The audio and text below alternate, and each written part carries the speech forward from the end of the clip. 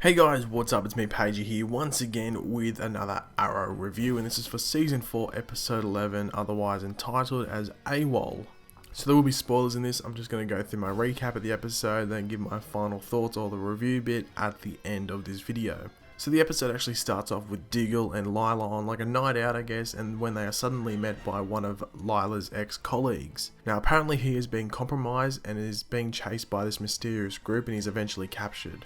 Now Felicity and Oliver are getting used to their new situation with Felicity's issues and like the fact that she has to take medication and stuff like that. Now following this, we actually get a flashback to Diggle and his brother in Afghanistan taking out some terrorists, and it shows that Andy is, I guess you could say, a bit out there and maybe even a bit crazy. Now back at the apartment, like Oliver's, we get Felicity starting to like hallucinate with her younger self, like we saw in the flashback to her college days in Season 3, I think it was. So Laurel and Diggle go to a crime scene where they actually find Lila's ex-colleague dead, who has actually been tortured, and which includes like missing fingernails and actually one of his eyeballs being scooped out. So Lila and Diggle go to Argus to meet with Amanda Waller. As they are leaving, Lila actually reveals a USB which was actually given to her by Amanda Waller.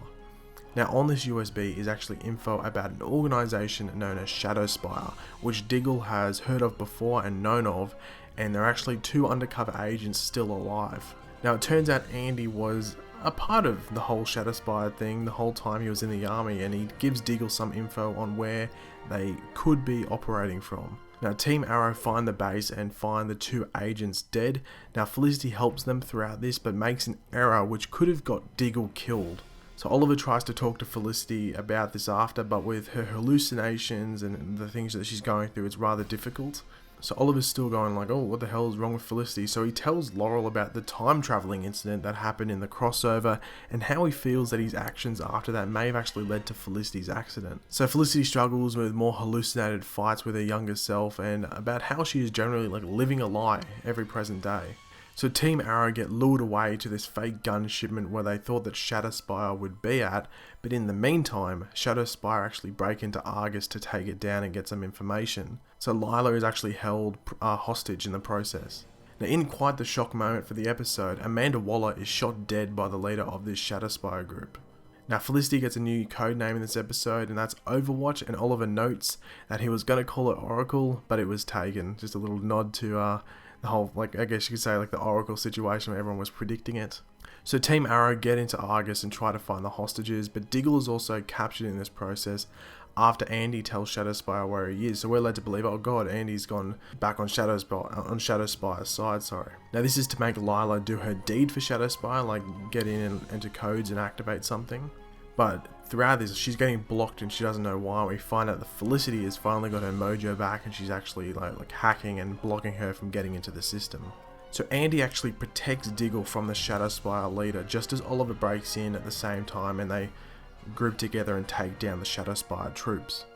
Now back in Afghanistan in the flashbacks, we see Andy getting some extra cash for his services to Shadowspire, and this is actually where he meets Baron Reiter.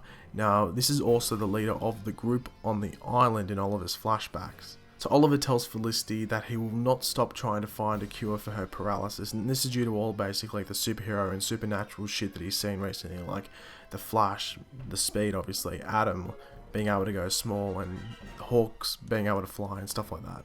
Now the final scene of the episode is Diggle bringing Andy back to his home, and it's like basically trying to reconnect him and make him more accustomed to regular society, I guess, in like a step-by-step process.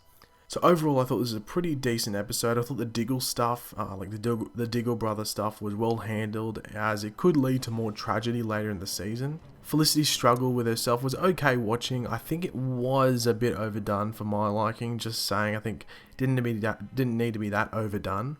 Now, in regards to the Amanda Waller death, which I think a lot of people will be like, about, this may have come as a shock, but the reason that she died is due to the Suicide Squad movie. It's similar to how Deadshot died last season. It's pretty obvious that DC doesn't want the same characters on different properties at the exact same time. So it'll be interesting to see if anyone else dies. And by this, I mean that Katana is still alive on the show. We know that she's coming back. So are they going to kill Katana off?